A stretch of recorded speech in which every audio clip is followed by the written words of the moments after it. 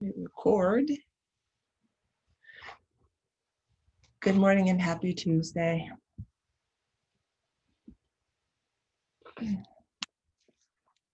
Good morning, good morning. So can I be honest? Is this my right water? Hold on. No, wrong water. So, good morning. I'll be honest, I kind of didn't want to come on live this morning. I was listening to a live stream from one of my teachers. I actually posted it on my page, so it should probably be right below this live stream. And she said some things and some truths in there that have rattled me this morning. So I'm still processing that internally. So I learned a lot. And I did not want to come on. On top of that, I'm in my meditation this morning. Well, you know what? In my meditation this morning, I thought about the difference between compassion and empathy. And good morning to people who are joining. Good morning to those of you who watch the replay. I was thinking about having compassion for people who choose to, I can't think of a way to say this, and I don't want it to sound like there's levels like better than or anything. I was thinking about having compassion for people who choose to stay. I hate these terms, sleep and woke, but I can't think of any alternatives. Who choose to stay asleep. People who don't have a desire to grow, especially family members, because it's difficult sometimes. And so I was thinking about so I went to look up the word, what the word compassion meant, and it basically means to like feel for someone's situation, but also to want to alleviate it. Kind of, and to me, is that kind of like save them from it? I don't know. And then there's empathy, which is to understand, to even if you don't understand, to basically hold space for someone, to just to be there with them in the commonality of your humanness, even if you've never been through their situation, but to know that there's a situation in your life that could be seen as similar. And that was empathy. And I was thinking about that.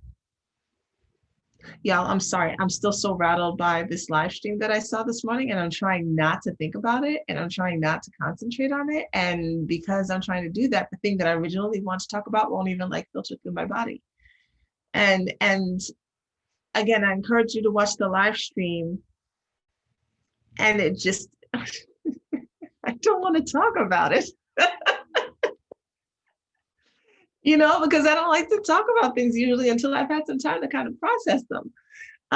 So in the live stream, it was talking about affected submission, and you'll have to watch it.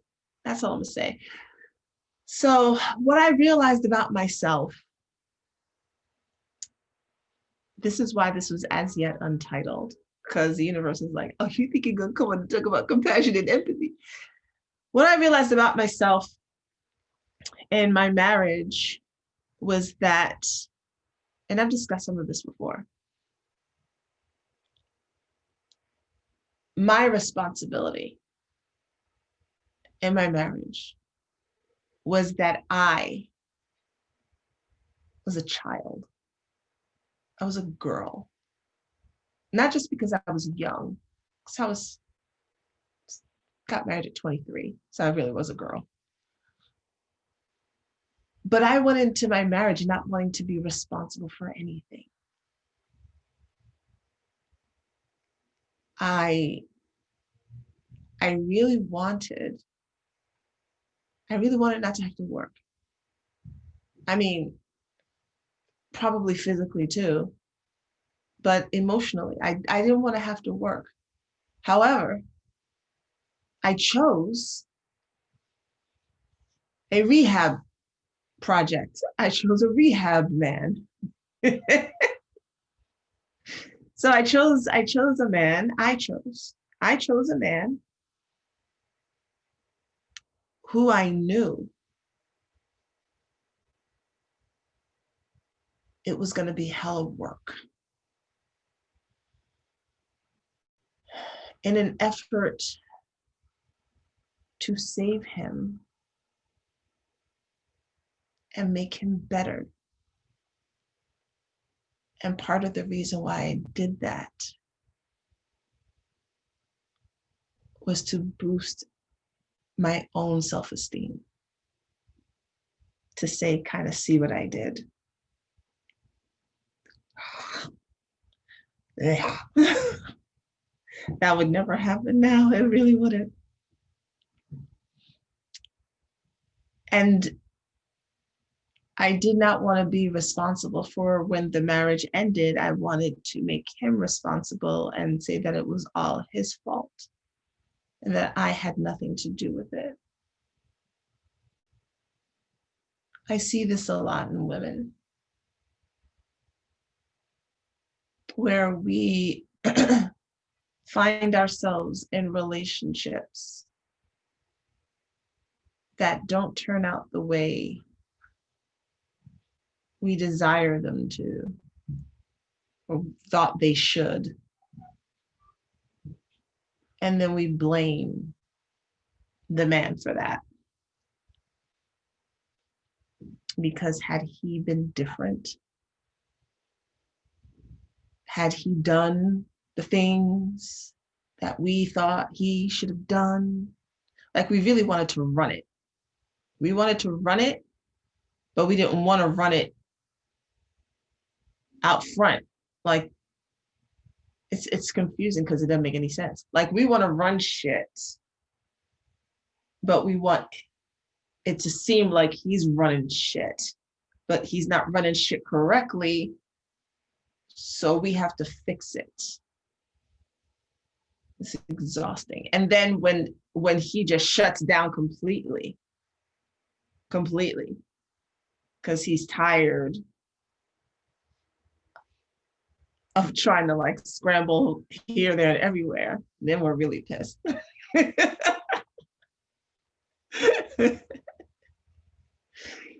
Now, my ex-husband had his own issues for sure. Like this doesn't, it's so funny because talking to women, it's like you taking responsibility doesn't mean he didn't do things. Because it says, but what about him? But what about this? And but what about he did that? It doesn't mean that he didn't have his own issues, because he did. But that doesn't mean like, but his issues don't mean I had none.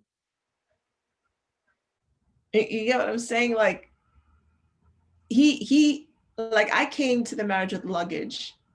He came with like Titanic size steamer trunks, right? Obviously, because I picked a fixer-upper. So he had way more baggage and issues than I did. Our lives were different in a lot of ways. And I mean, while I had sought therapy through my life, he had not. And that's not a norm for men, and most certainly for Black men to seek therapy for the experiences that they had as children and how that shaped and affected them. And some of this stuff I didn't even know when we got married.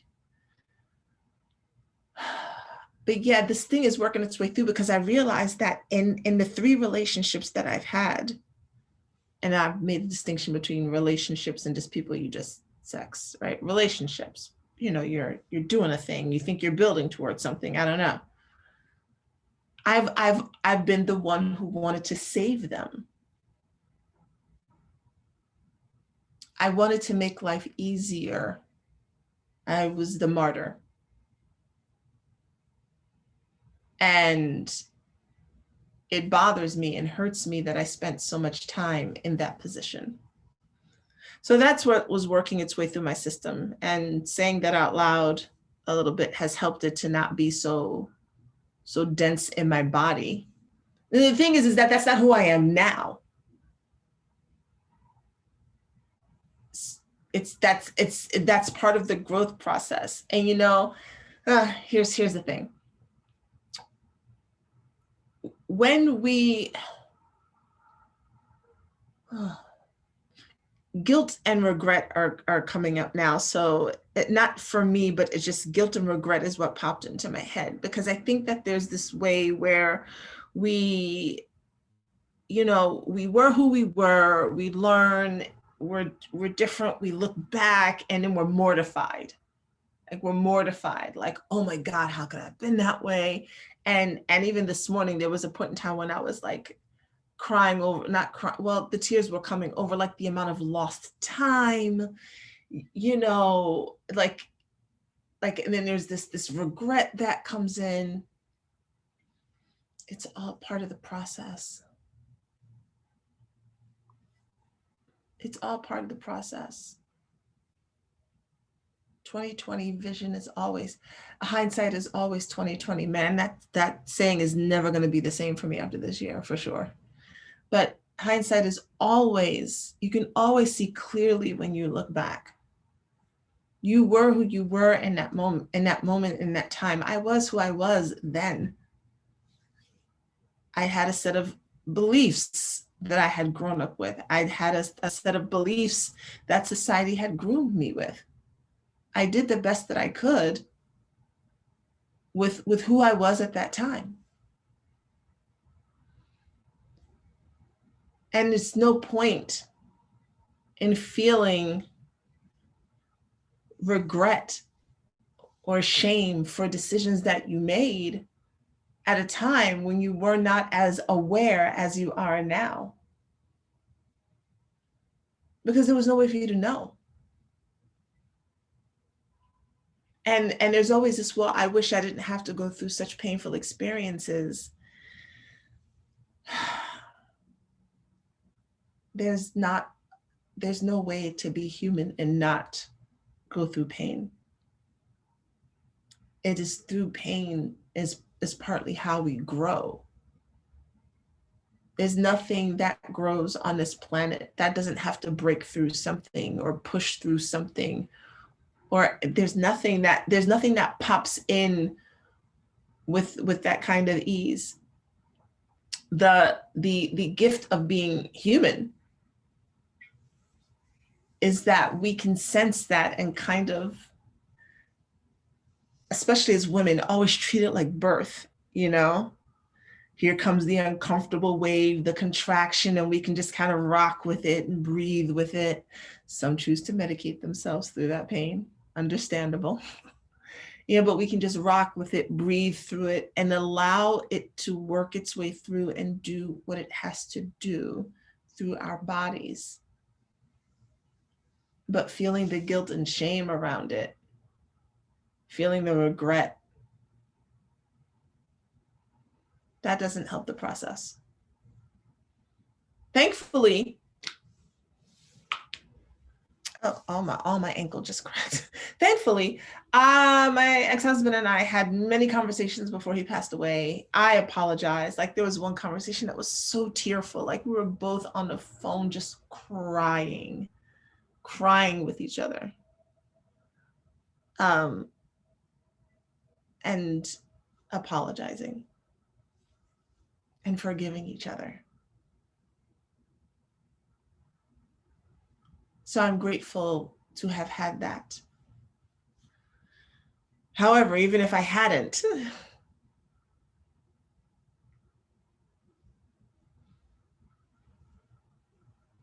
that would be hard. And there would still be no space for the guilt of not knowing. Because what that'll do is it'll hold you back from the becoming of you. And what sometimes happens is then we feel the need to punish ourselves, right? Oh, I was so horrible back then. Oh my God, I see how horrible I was back then. Oh my God, this is terrible. I don't deserve to find love. I don't deserve any wealth. I don't deserve all of the good things. I must make penance for the way that I was. So I must find ways to self-sabotage and suffer in order to make up for the fact that I did not know that I was supposed to be a different person back then when I didn't have as much knowledge as I have now. And I'm here to tell you that's a no. Part of the reason why I got married to my ex-husband was because I was punishing myself. I thought I was a bad person. I thought this was my penance. Like, this was the prison that I needed to be in order to make up for all of the things that I had done, real or imagined, in my short 23 years of life. The ideas that I had of myself. And so coming into this and working on him, again, like I said, it, would help me to see that I wasn't as bad a person, that I did something right.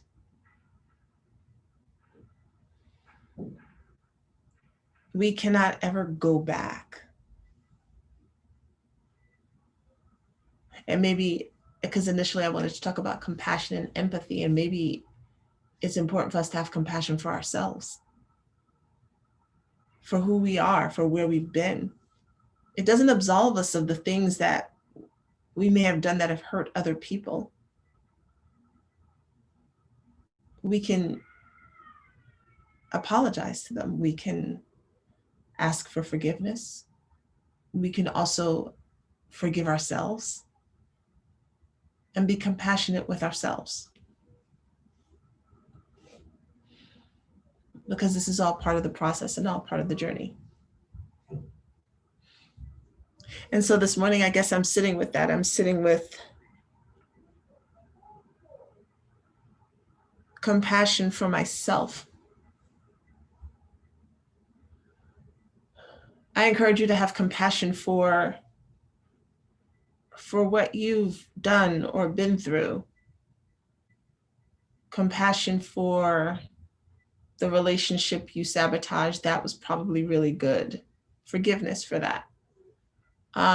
Compassion for you when, you were in a really bad relationship and didn't leave as soon as you thought you should have. Compassion. Compassion for the abortion you encouraged, the abortion you had. Compassion. For the friends you left behind, gave up, wronged. For the family members who cannot hear the pain that comes from you based on things that they did to you when you were younger. Compassion, forgiveness for you, not for them, but for you. To set yourself free so that as you move through the next stages of your life, you're not holding on to something that doesn't belong to you. And that you free yourself so that you can be clear, so that you can receive. Because guilt and regret don't allow reception. If you're feeling guilty, you won't be open. Yeah, I don't like today. I don't like today's thing. I don't like today's thing. Next time, I'm not going to listen to anybody's live stream. I started listening to it last night and I fell asleep and I want to finish it this morning. And yeah, no, next time I'm not doing that because it hit me hard in some ways. Anyway, listen to it below. Let me know what you think. I'd love to hear your thoughts on it. I'm gonna go. I'm supposed to be fasting, but now I feel like I need to eat. I need to be grounded right now. So I may actually go eat food. I'm not supposed to eat for another 2.5 hours, but I may just eat now and Anyway, it is Tuesday. Yes, yes. I love you. Enjoy your day.